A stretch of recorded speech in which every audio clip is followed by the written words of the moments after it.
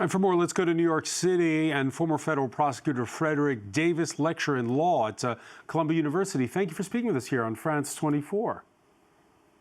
It's good to be here. How are you? I'm okay.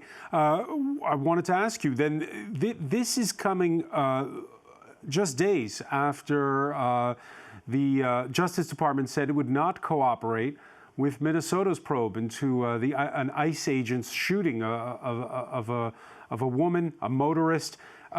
Is the Justice Department an entity unto itself at this point?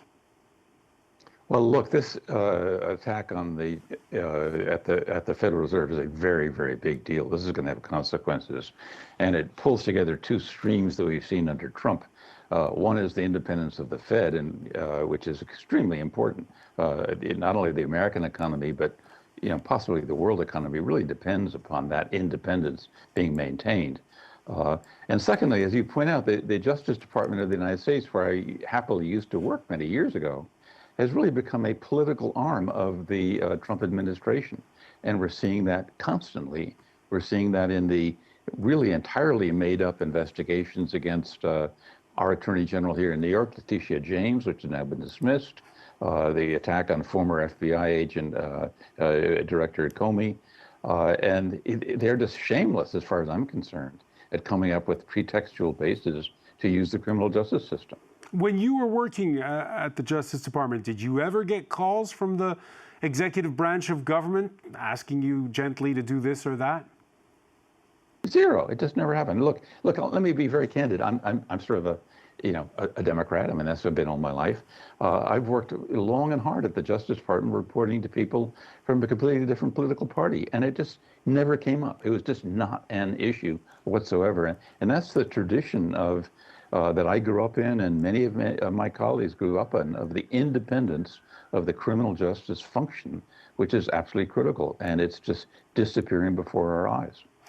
There are two Republican senators who now say that they will not approve any more federal appointments that come their way if the Federal Reserve loses its independence. Are you expecting the other branches of government to push back? Well, we'll see. There is a consensus that's very strongly held about the independence of the Fed. And this has been a nonpartisan issue until very, very recently. So I would hope that we'd hear a strong support for the independence of the Fed from across the government, including from the Republican Party. Up to now, the U.S. president has tried not only to get rid of Jay Powell, but also one of the members of the Federal Reserve, Lisa Cook. He's failed so far. Does that mean that the institutions are holding? Well, we'll see. The Lisa Cook case is an example of what I'm talking about. As far as I can tell, the notion that she committed a crime is borderline ridiculous. What the Trump administration has said, as they have said it against other people, is that years ago on an unrelated matter, she made a mistake, or more than that she allegedly lied on an application for a mortgage. That's exactly the claim that Trump seems to make against people when he can't come up with something better. He alleged that against my Attorney General, Letitia James, and it got thrown out. It's got no support. So the Supreme Court is hearing that case next week, Wednesday of next week, as to whether Trump can use that as a basis to get rid of Lisa Cook. That will be a very, very important decision.